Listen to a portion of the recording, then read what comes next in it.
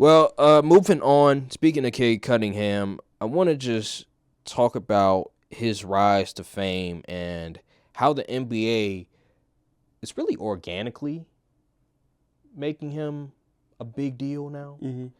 A lot of it is due to his play on the court. Yes. And we're seeing more of him on television, from just seeing him on NBA, on TNT, to just discourse around him on ESPN. I remember like some analysts are mentioning his name. How do you feel about the discussion of Cade Cunningham and his rise of just fame?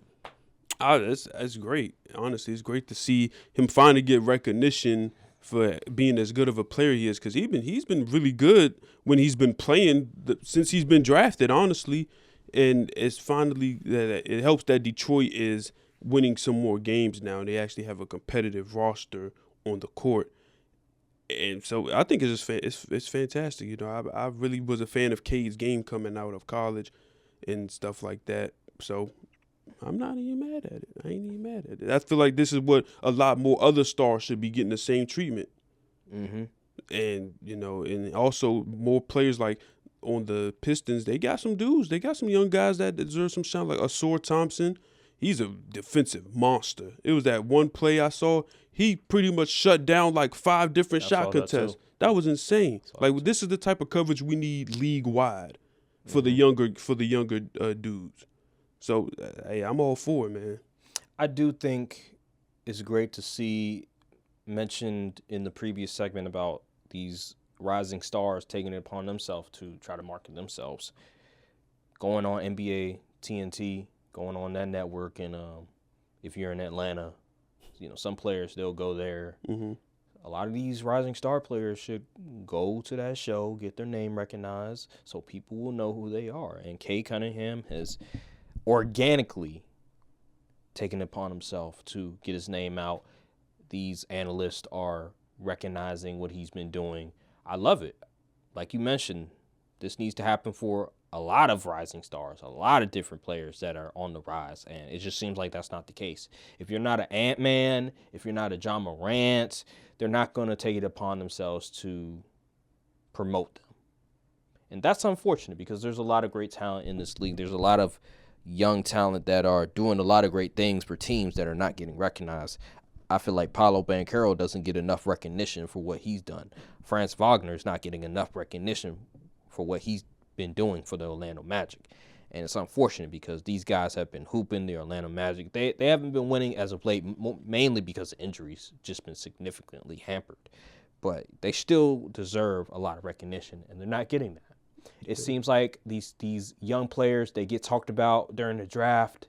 They get talked about during the draft process, and then we forget about them. Why is that? When you were praising them entering the draft before they got drafted, and now once they get drafted, we just forget about them all of a sudden? They just go away like it's smoke? Why? Continue to talk about them. Continue to talk about their talent. Continue to talk about what they have been doing for their franchises, because their story is not over. The story is not over once they get drafted. The story continues. Especially as these dudes come into the league 18, 19 years old. They still teenagers. Absolutely. Not every rising star is Zion Williamson, who just wasted his talent. Not every star is doing that. They actually take the game serious, and they actually continue to improve and have made their team win. They made their team a winning team. Amen Thompson, Cade Cunningham, John Morant, De'Aaron Fox, all these dudes that are not being discussed because, they're not in the right market. We just don't care. The team's boring to watch.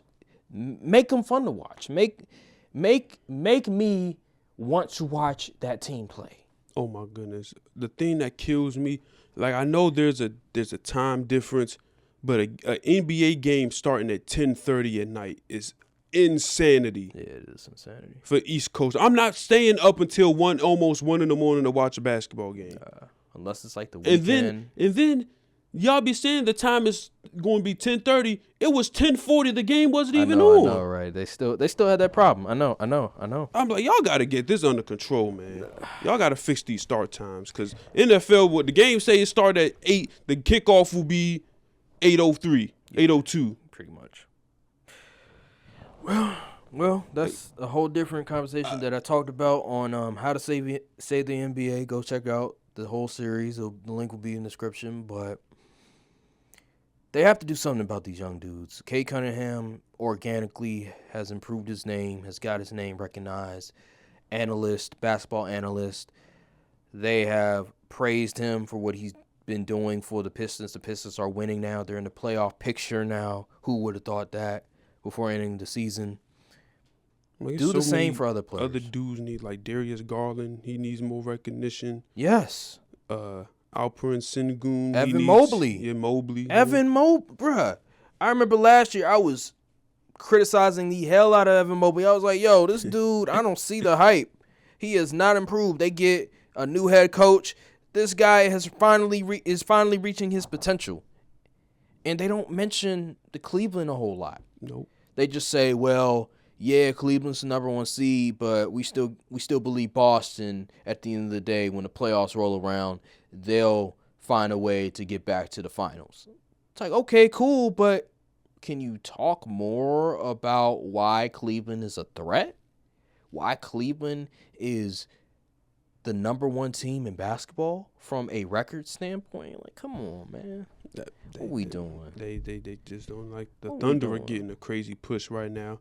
Yeah, but deservingly so. Because SGA is phenomenal. But other than that, like, you don't really hear much about, like, honestly, I haven't really been hearing much about the Lakers recently. It's like y'all been pretty quiet. Yeah, it's recently. been like a little relatively bit. Compared to with the usual media attention y'all been getting. It's been kind of dead. The last thing I heard about them was just recently because Anthony Davis was like, we should get a big. Yeah. And that's the thing. That's the thing. The reason why the media hasn't been talking about the Lakers so much is because they view the Lakers as a team that is not a serious contender.